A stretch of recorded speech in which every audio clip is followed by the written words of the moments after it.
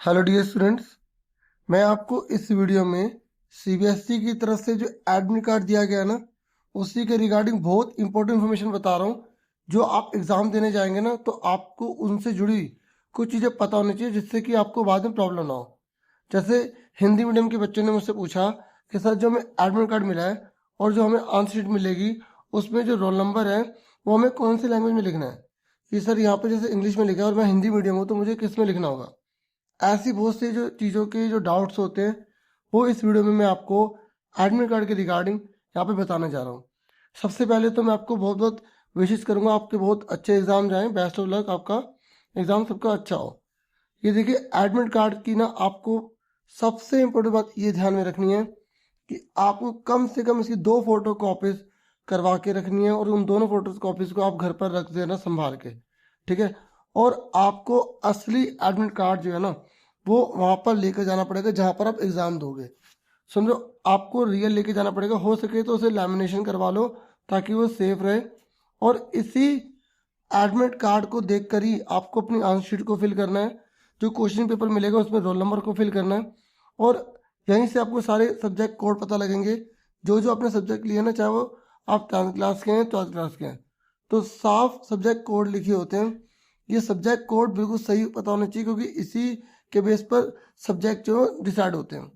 और इसी admit card में सारी डेट लिखी है कि आपका एग्जाम कब कब है। और अब कुछ और बातें सुनो।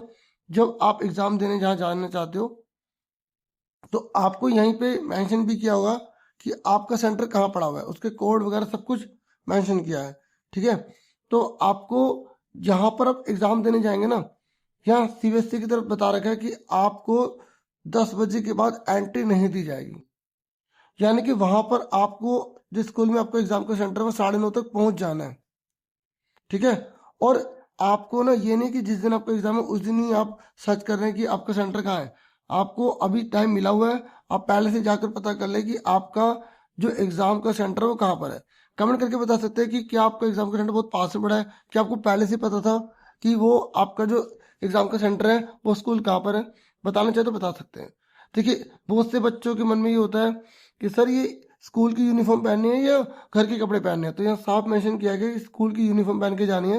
लेकिन जो बच्चे प्राइवेट कैंडिडेट है, मतलब जो ओपन से स्टडी करते हैं सीबीएसई से, उनको लाइट कलर्ड क्लॉथ पहने, हल्के जो रंग के कपड़े वही पहन के जाने हैं। और किसी भी प्रकार का अनफेयर मीन्स अलाउड नहीं है। जैसे कोई बच्चे चिट वगैरह, फर्रे वगैरह या किसी प्रकार की मिसहैपनिंग करते हैं, तो ये बिल्कुल भी अलाउड नहीं है। कोई भी गलत कार्य जो है एक्सेप्टेबल नहीं होगा। आपका पेपर जो है वो कैंसिल भी किया जा सकता है। ठीक है। और जो भी सीबीएसई की गाइडलाइंस है, उसके अकॉर्डिंग जो है ना, कदम उठाए जा सकते हैं। अब जो है, आपको कौन से पेन यहाँ पे अलाउड है, आप कौन से पेन से लिख सकते हो। तो आपको यहाँ पर जो है ना, मेंशन किया गया कि आप ब्लू या रॉयल ब्लू बॉल पॉइंट या जेल या फाउंटेन पेन ये आप ले जा सकते हो। मतलब ब्लू पेन से आप एग्जाम करेंगे। पेंसिल वगैरह, इरेजर, स्केल, शार्पनर्स, ये सब इंस्ट्रूमेंट्स अलाउड हैं। जैसे कोई बच्चा मोबाइल या कैलकुलेटर इस तरीके की कुछ चीज़ लेके जा रहा है, ठीक है, जैसे घड़ी होती है, ठीक है, जिसमें कैलकुलेटर भी होता है, ऐसी कोई चीज़ अलाउड है ही नहीं। घड़ी भी अगर आप लेके जा रहे हैं तो वो नॉर्मल होनी चाहिए, जिसमें कोई डिजिटल ऐसा ना हो जिससे कि नकल करने के चांसेस हो, या बच्चा उसका अपने एग्जाम में फ़ायदा उठा सके। ऐसी चीज़ बिल्कुल अलाउड नहीं है। ठीक है। यहाँ पर बता रखा है कि बहुत इंपॉर्टेंट बात बता रखी है, जो बच्चे 10वीं के हैं, ठीक है, और उनको बता रखा है कि भाई देखिए, साइंस है या एसएसटी है, 12वीं में भी हो सकता है, फिजिक्स, केमिस्ट्री, बायो। तो यहाँ बता रखा है कि आपको एक सेक्शन के आंसर एक ही जगह करने हैं। पहले ये था ना, जैसे बच्चा सेक्शन ए का एक क्वेश्चन एक पेज पे किया, दूसरे और किसी 4, 5 या 10 पेज पर सेक्शन ए का क्वेश्चन करने लग गया। नहीं, यह साफ बता दिया कि एक सेक्शन के आंसर सारे एक ही पेज पे होने चाहिए, मतलब एक साथ होने चाहिए। एक पेज पे तो पॉसिबल नहीं है। ठीक है। तो जैसे पहले अगर आप सेक्शन ए कर रहे हो तो सेक्शन ए करोगे, अगर सेक्शन बी करो तो 3, 4 पेज छोड़ के आगे कर सकते हो। जैसे कई बच्चों के मन में होता है कि अगर मैंने 3, 4 शीटें छोड़ दी तो मेरी आगे की शीट चेक होगी नहीं होगी। आप नीचे जो है ना, नीचे आप पीटीओ लिख सकते हो, अगर आपको थोड़ा बहुत भी डाउट है। नहीं तो पूरी शीट सारी चेक की जाती हैं। ठीक है। फिर भी आप लिख दो अपनी तरफ से। अगर आपको बीच में लगता है कि आपकी शीट खाली छोड़ गई है, छूट गई है वगैरह, तो आप लिख सकते हो। ठीक है। और यहाँ पर मैं आपको बता दूं, आप जो रोल नंबर है ना, वो किसी भी लैंग्वेज में लिख सकते हो, जो भी मानने हैं। तो अगर जैसे आपके एडमिट कार्ड में इंग्लिश में लिखा है तो आप इंग्लिश में लिख सकते हो, कोई दिक्कत नहीं है। और जो आंसर शीट लिखोगे ना उसमें ना बाहर एक लिखा होता है कि आपको जो एग्ज़ाम है ना वो किस मीडियम में देना है। अगर आप इंग्लिश मीडियम चूज़ करते हो तो आपको अंदर सारे आंसर इंग्लिश मीडियम में देने, हिंदी मीडियम में तो हिंदी में, पर लैंग्वेज का जो पेपर है वो तो उसी लैंग्वेज में दिया जाता है जैसे वो लैंग्वेज में होता है। ठीक है, उसमें तो कोई डाउट होना नहीं चाहिए। ठीक है, तो मैंने आपको बता दिया। और देखो, आपको जो 3 घंटे का पेपर है वो 3 घंटे में ही देकर जाना होगा। बीच में आप जो जैसे आपका पेपर पहले हो गया तो आप उसे छोड़कर जा नहीं सकते, अलाउड नहीं है। समझो, अगर कोई पेपर 1.5 घंटे वाला है तो 1.5 घंटे, 2 घंटे वाला 2 घंटे। ठीक है, 3 घंटे वाला तो 3 घंटे बाद ही आपको जो है ना जो रूम है वहाँ से बाहर निकलने के लिए कहा जाएगा, अलाउड किया जाएगा।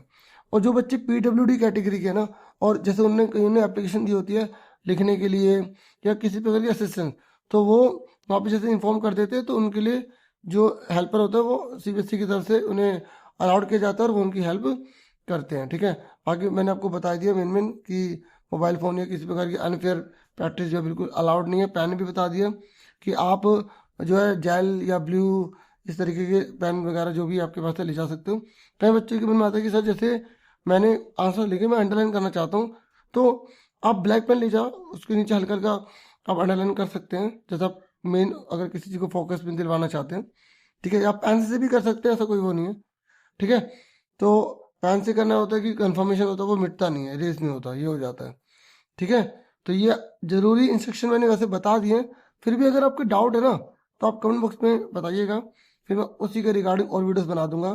Thank you for watching and listening carefully. Take care students and all the best for your future and your exam.